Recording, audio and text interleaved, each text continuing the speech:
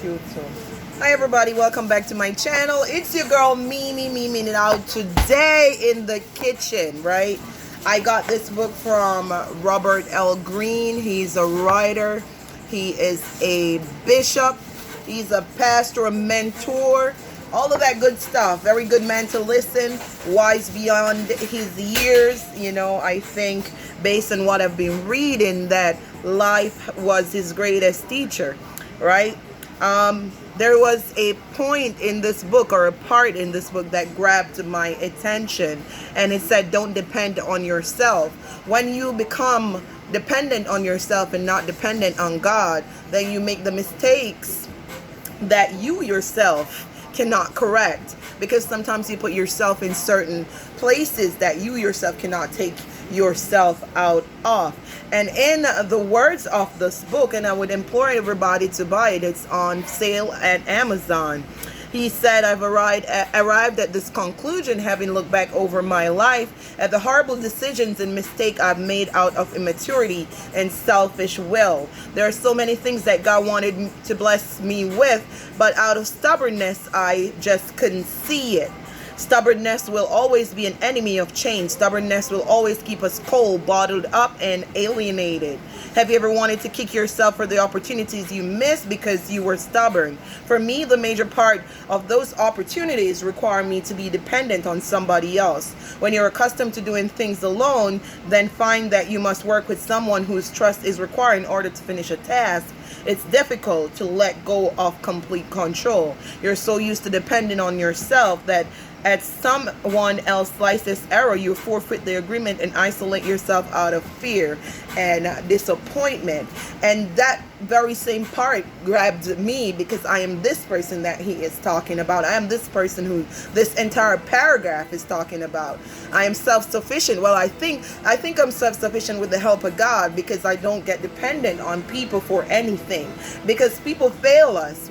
I fail people too, because it's in the process of failing that you have to require certain things to know certain things about yourself, to understand that failure, in failure it is not final, but you can increase who you are from failing points.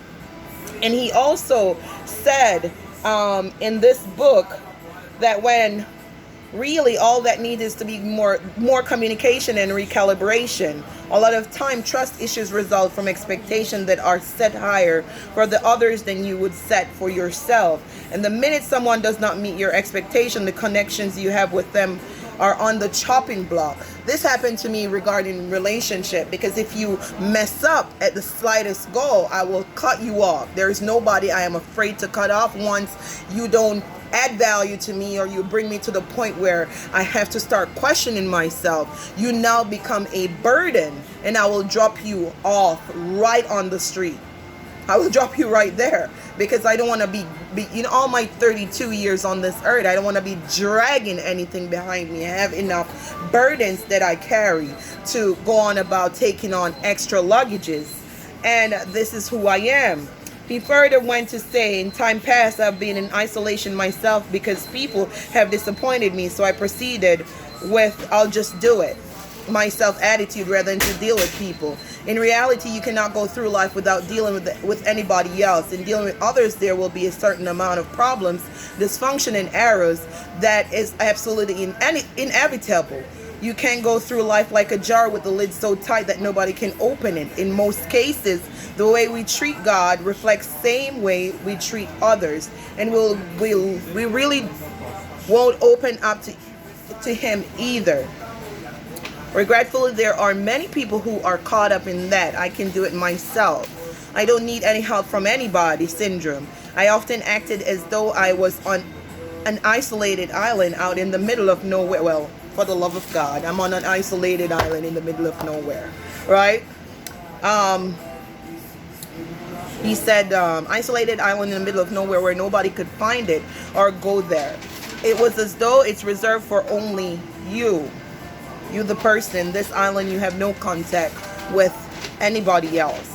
Have you ever heard the statement, you have to believe in yourself? Although the statement is true, it's key to know that in order to have a relationship with family and community, we also need to believe in each other.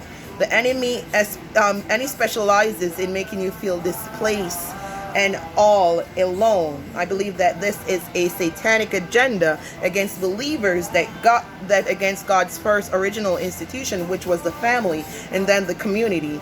I believe that Satan's plan has been the same since Genesis chapter 3. It basically has not changed, but this method may have alternated throughout out time. That is still the same. And if you read the Bible, it will teach you that you are not to be alone. You ought to have people. People need people.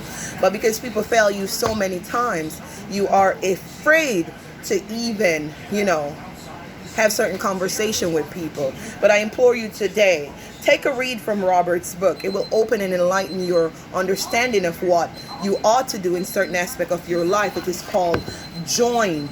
And it not only teaches you self-sufficiency, it also teaches you how to overcome certain things as an individual. And I would recommend this book to anyone who is going through phases of their life, who wants to get somewhere, without being held back. This is going to be my second read on this book, and I would implore you, if you are a Christian, even a non-Christian, and you have struggling phases in your life, this book is a go-to. You have the 3 rules of connection, and you need to depend on people attitude, balancing your watch, and all of that good stuff. So hit him up on Amazon, make a purchase of this book, and read it for yourself. Study to show thyself approved.